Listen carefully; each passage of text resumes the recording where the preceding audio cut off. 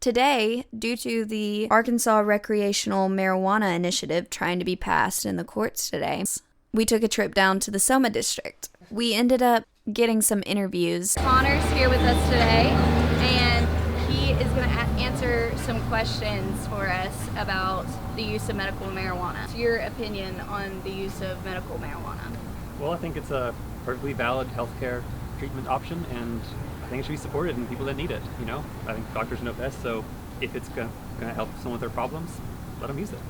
Amazing. And what are your opinions on the legalization of recreational use that's trying to be passed right now? Honestly, I think that's also just a good idea. I mean, it's no more dangerous than alcohol, in fact, remarkably less so, and we already allowed that, so really I think it would just be in everyone's best interest if we legalize it.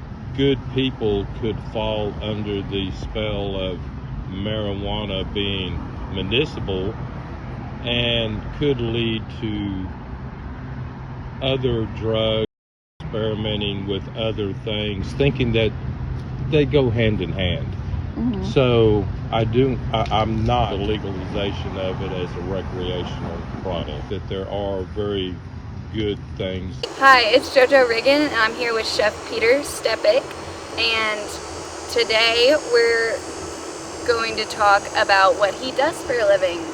You are a cannabis chef, correct? Right. Could you tell us a little bit more about that? Yeah, so basically what I do is I work with Arkansas patients that have gone and sought a physician's approval and been granted a card. I work with those patients. Medical perspective of using cannabis is very, very different than the recreational perspective most people are familiar with. I view the euphoric being high effects as a side effect that I really try to minimize when I'm making recommendations to patients. They don't offer any baked goods or items like that. They have a few little candy items, but some people can't have sugar, so that's where I come in. Topicals and patches and all that. Right now I'm working on doing a cannabis vodka, an infused vodka, where I take the cannabis plant and using nitrous oxide, I bring the two together, and from there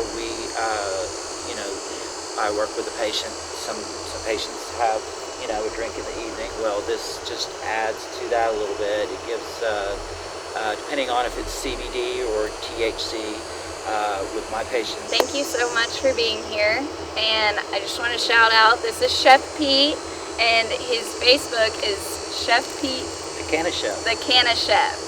So go look at his Facebook.